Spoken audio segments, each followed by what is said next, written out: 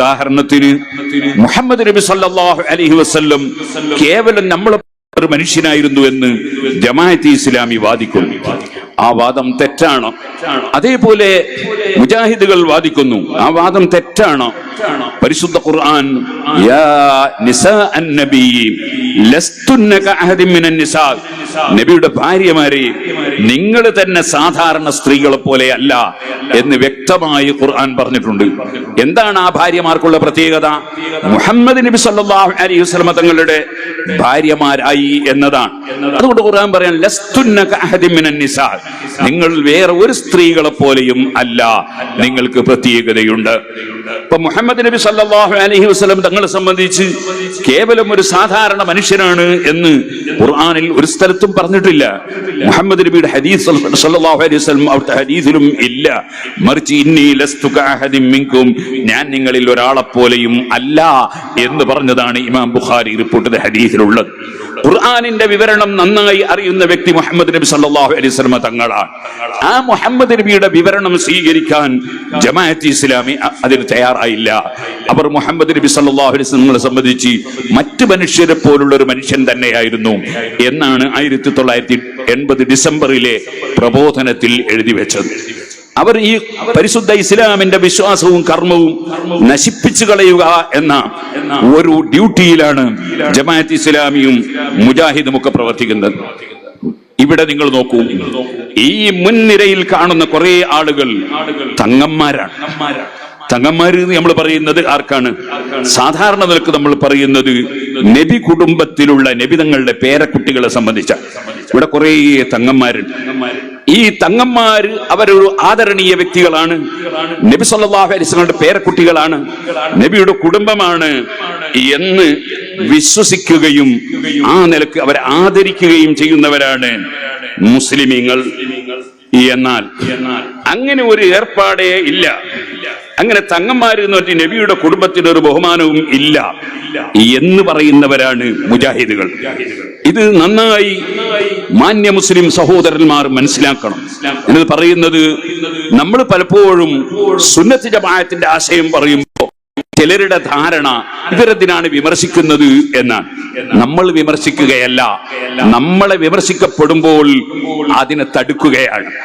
നിങ്ങൾ ആലോചിച്ച് നോക്കൂ, ഇത് മുജാഹിദിന്റെ ഒരു വാരികയാണ്. ഇസ്ലാമും പ്രവാചക കുടുംബവും എന്നാണ് ഇതിൽ സുല്ലമി എഴുതുന്ന ലേഖനം. ഇതിൽ പറഞ്ഞത് എന്താണ്? ഒരു വ്യക്തി പ്രവാചകനായി എന്ന നിലയിൽ അദ്ദേഹത്തിന്റെ കുടുംബത്തിന് യാതൊരു സ്ഥാനവും പ്രത്യേകതയും അള്ളാഹു നൽകിയിട്ടില്ല. അപ്പൊ നബി സല്ലല്ലാഹു അലൈഹി വസല്ലമയുടെ കുടുംബത്തിന് യാതൊരു പ്രത്യേകതയും ഇല്ല. ഇനി നിങ്ങൾ കേൾക്കൂ, ഇതിൽ പറയാണ് പ്രവാചകന്മാരുടെ കുടുംബത്തിന് അള്ളാഹുവിന്റെ അടുക്കൽ യാതൊരുവിധ പരിഗണനയും ഇല്ല. ഇനിയും കേട്ടോളൂ, ഇതിൽ തന്നെ പറയാൻ നബി സല്ലല്ലാഹു അലൈഹി വസല്ലമയുടെ മാതാപിതാക്കളും മറിച്ചല്ല, അവർക്കും പ്രത്യേകതയില്ല. ഇനിയും അതിൽ തന്നെ പറയാണ് മുഹമ്മദ് നബി സല്ലല്ലാഹു അലൈഹി വസല്ലമ തങ്ങളുടെ കുടുംബത്തെ നമ്മൾ ആദരിക്കുന്നതിന്റെ പേരിൽ നമ്മളെ വിമർശിച്ചുകൊണ്ട് പറയാണ് കുടുംബ പോരിശ കൊണ്ടും ഇല്ലാത്ത കറാമത്തുകൾ അവകാശപ്പെട്ടതുകൊണ്ടും സ്വർഗം കരസ്ഥമാക്കാൻ സാധ്യമല്ല. കൃത്യമായ തൗഹീദും തഖ്വയും ഉണ്ടെങ്കിൽ മാത്രമേ സ്വർഗം കരസ്ഥമാക്കാൻ സാധിക്കൂ. നമ്മളാരും ഇല്ലാത്ത കറാമത്ത് പറയണം എന്ന് പറഞ്ഞിട്ടില്ല. ഒരാൾക്ക് ഈമാനും തഖ്വയും ഇല്ലെങ്കിൽ അദ്ദേഹത്തിന് സ്ഥാനമുണ്ടെന്ന്, അബൂലഹബിന് സ്ഥാനമുണ്ടെന്ന് നമ്മളാരും ആ വകയിൽ പറഞ്ഞിട്ടുമില്ല. എന്നാൽ ശേഷം പറയുന്നത് കേട്ടോളൂ, തങ്ങൾ എന്ന് പറഞ്ഞാൽ നബി കുടുംബത്തിൽപ്പെട്ട വ്യക്തിയാണ് എന്നാണ് ധാരണ. അതേ അവസരത്തിൽ നബി ജനിക്കുകയും വർഷങ്ങളോളം ജീവിക്കുകയും ചെയ്ത മക്കയിലും മദീനയിലും ഒരു തങ്ങളും നിലവിലില്ല എന്നതാണ് വസ്തുത. കേരളത്തിൽ മാത്രമാണ് തങ്ങന്മാർ നിലകൊള്ളുന്നത്. ഉണ്ടെങ്കിൽ അത് കാണേണ്ടത് മക്കയിലും മദീനയിലുമാണ്. ഇത്തരം തങ്ങന്മാരിൽ നിന്നും ഹൈറ് ഉദ്ദേശിച്ചുകൊണ്ടും ചില ഷെറുകൾ നീങ്ങിക്കെട്ടാൻ വേണ്ടിയും അവരുടെ കൈകൾ മുത്താറുണ്ട്. അത് ശിർക്കാണ്. തങ്ങന്മാരെ കണ്ടാൽ നമ്മൾ കൈപിടിച്ച് ചുംബിക്കും. അത് ശിർക്കാണ്. ശിർക്ക് എന്ന് പറഞ്ഞാൽ ബഹുദൈവ വിശ്വാസമാണ്. ഇസ്ലാം എന്ന് പുറത്തു പോകുന്ന സംഗതിയാണ്. അതൊരു വിഗ്രഹാരാധന പോലെയുള്ള ഒരു പരിപാടിയാണ്. അപ്പൊ തങ്ങന്മാരുടെ കൈപിടിച്ച് ചുംബിച്ചാൽ ഒരാൾ ഇസ്ലാം എന്ന് പുറത്തു പോകും. ഇത് മുജാഹിദിന്റെ ആശയമാണ്. ഇന്ന് വരെ ഒരു മുജാഹിദ് മൗലവിയും ഈ ആശയത്തെ എതിർത്തുകൊണ്ട് സംസാരിച്ചിട്ടില്ല. ഇനി ഒന്നും കൂടി ഞാൻ വായിച്ചു കേൾപ്പിക്കട്ടെ, ഇതൊക്കെ ജനങ്ങൾ അറിയണ്ടേ. നബി സല്ലല്ലാഹു അലൈഹി വസല്ലമയുടെ കുടുംബം ചരിത്രപരമായി നിലവിലില്ല. നബിയുടെ കുടുംബം ചരിത്രപരമായി നിലവിലില്ല.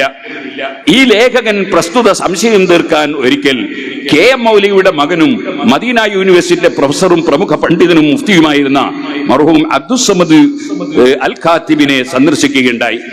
തിരൂരങ്ങാടി സ്വദേശിയും മർഹൂം ബാഫക്കി തങ്ങളുമായി വളരെ അടുപ്പമുള്ള വ്യക്തിയുമായിരുന്നു അദ്ദേഹം. തങ്ങൾ എല്ലാ വർഷവും ഹജ്ജിന് പോയിരുന്നു. അപ്പോഴൊക്കെ അദ്ദേഹം 2 ദിവസത്തോളം കാത്തിബിന്റെ അതിഥിയായിരിക്കും. എന്റെ സംശയത്തിന് മറുപടിയായി കാത്തിബ് പറഞ്ഞത് ഇപ്രകാരമാണ്: നിങ്ങൾ ചോദിച്ച ഇതേ ചോദ്യം ഞാൻ ബാഫക്കി തങ്ങളോട് തന്നെ നേരിൽ ചോദിച്ചു.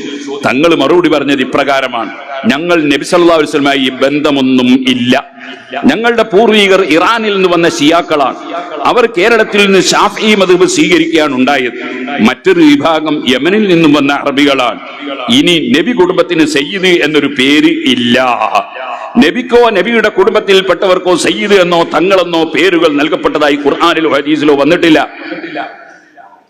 നിങ്ങൾ ആലോചിക്കണം. അപ്പൊ തങ്ങൾ ബാഫക്കി തങ്ങൾ തന്നെ പറഞ്ഞു പോലെ ഞങ്ങൾ ഷിയാക്കളാണ്, ഞങ്ങൾ നബി കുടുംബമായിട്ട് ബന്ധമൊന്നുമില്ല. ഇത് നിങ്ങളാരെങ്കിലും വിശ്വസിക്കുന്ന എനിക്ക് അഭിപ്രായമില്ല. കേരളത്തിലെ മുസ്ലിമീങ്ങളോ അമുസ്ലിമീങ്ങളോ ഇത് വിശ്വസിക്കുന്ന എനിക്ക് അഭിപ്രായമില്ല.